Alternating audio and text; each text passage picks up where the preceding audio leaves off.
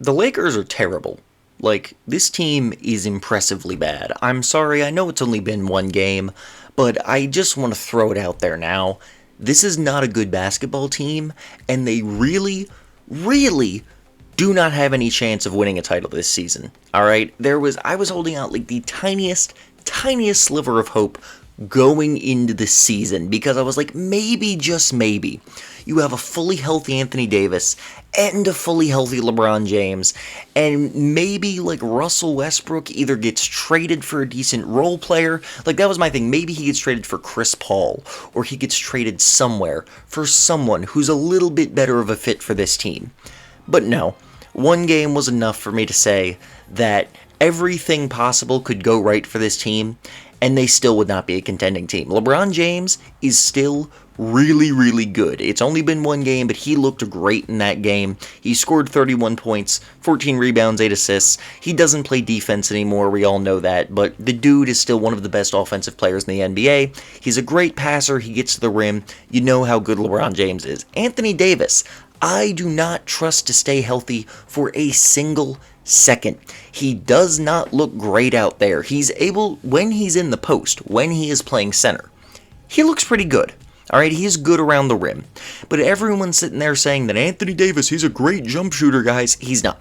He's not a great jump shooter. He was a great jump shooter in the bubble, and he was an okay enough one on the Pelicans, but these last 2 seasons in Los Angeles, he has been statistically the worst jump shooter in the entire NBA, and I know he was playing through injuries and all that jazz, and the team around him wasn't great.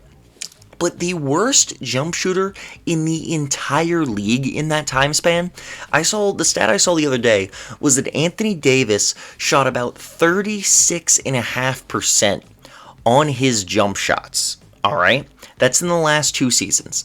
Nobody else in the entire league who shot as many of them as he did shot less than 40%. You want to talk about Russell Westbrook, and Russell Westbrook is not very good. He's not a good fit on this team. He's not nearly as good of a player as people thought he was several years ago. He's been overrated for a long time, but it's just people are finally waking up and realizing it. As bad as he is, he's a significantly better shooter than Anthony Davis has been for the last 2 seasons. And yeah, he's a good defensive player, but if you need him to play center, which you do, and I have always said is his real position, this man's not going to stay healthy. He can never stay healthy. Look at him. He does not look like he's going to last 5 games. I do not trust AD, but even if he stays healthy, even if LeBron stays healthy, and even if they do manage to trade Russell Westbrook for somebody, because he looked good in game 1, but like he's still a terrible fit on this team. He's not going to suddenly become a great player all of a sudden for them. Even if they trade him for someone else decent, they get Mike Conley, they get Chris Paul, they get, by some miracle, if there's a miraculous world where they were able to trade him for Miles Turner and Buddy Hield, which is definitely not going to happen, but let's say it did, okay? The rest of this roster still sucks. You have Lonnie Walker IV, who is a player that I personally kind of like. I think he could be decent in a few years, but he's not a three-point shooter.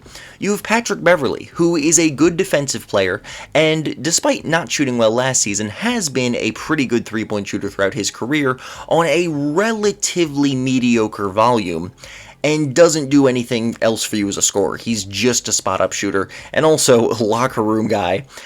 I'm interested to see how he, LeBron, AD, and Russell Westbrook, as long as Westbrook's there, continue to get along in the locker room. But, you know, this is a hypothetical world where they got traded, right?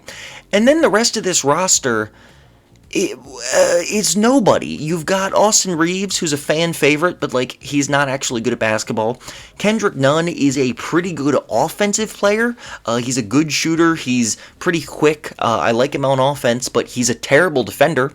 And then the rest of this roster, I mean, you've got Juan Toscano-Anderson, who is okay as, like, your 10th man on the bench if you're a mediocre team. Matt Ryan, Max Christie, Wenyen Gabriel, Scottie Pippen Jr., Cole Swider. Like, who are these people? You've got a bunch of nobodies on this team. This team stinks. It is not a good basketball team. Even if you were to somehow get one or even two quality players out of Russell Westbrook, which, once again, need I remind you, I have a friend who's a Lakers fan, and he keeps telling me, well, if they just trade Russell Westbrook for some good pieces, they're going to trade him to the Pacers.